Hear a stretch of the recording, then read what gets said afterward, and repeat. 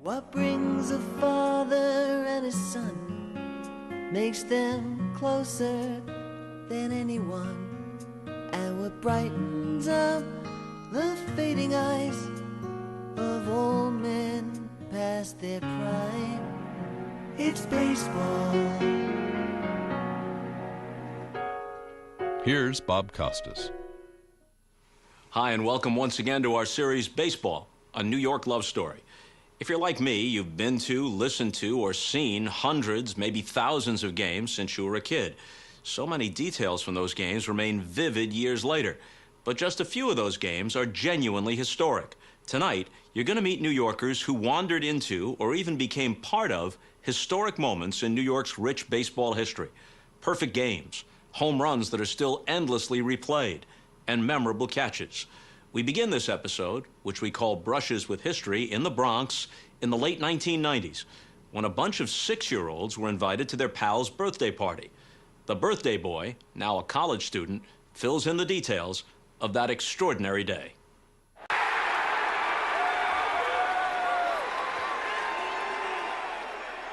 Mantle and Maris are engaged in a tremendous home run contest. And then near the end of the season, Mantle ended up with an abscess or an infection, took him out of the lineup, took him out of the race, and now everything was focused on Roger Maris. Here comes Roger Maris.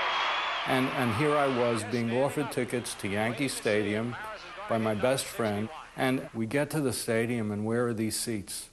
First row behind the Yankee dugout. It's fantastic.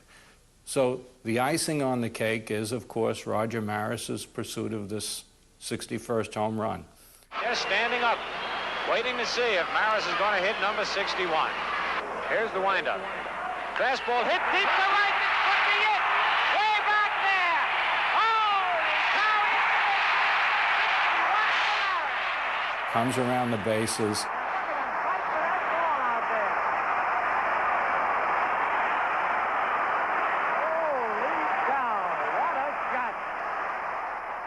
And comes out of the dugout and tips his hat for an ovation from the crowd. After the fact, I'm thinking, wow, Herb and I are going to be in the newsreels. We're going to have our pictures in the paper. Because if we were in the first row of the dugout, somehow we had to be noticed by the cameras. We get home that night, we look at the news, nothing. Look in the Sunday papers that weekend, nothing. So I'm disappointed. Fast forward now from 1961, 30 years later, to 1991. My wife and I are in Cooperstown, and I see the name tag of President of the Hall of Fame, and I get an idea. I walk into his secretary, and I say to her, so-and-so, using his name, suggested I speak to you about going down to the archives and viewing the Roger Maris files. And without missing a beat, she says to me, certainly.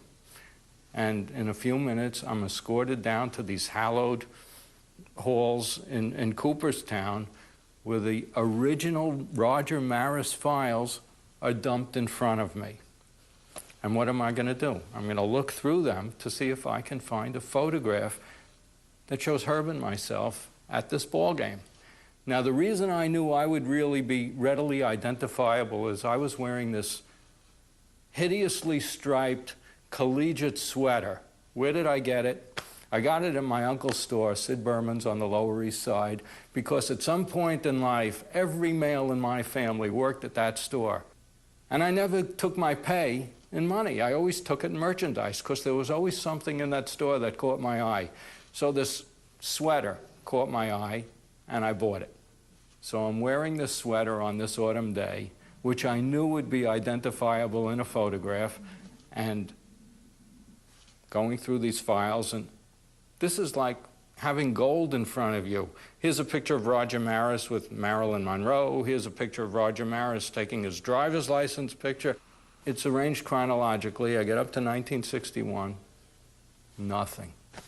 I'm disappointed again. Start riffling through the file. The very last item in the file was backwards, so I turned it around. That's the photograph I brought in today. And that photograph shows Roger Maris about to cross home plate, and in the foreground is the Yankee dugout, And right silhouetted against that Yankee dugout, you can see all the people standing, and one of them has that hideously striped sweater on, and that's me, and next to me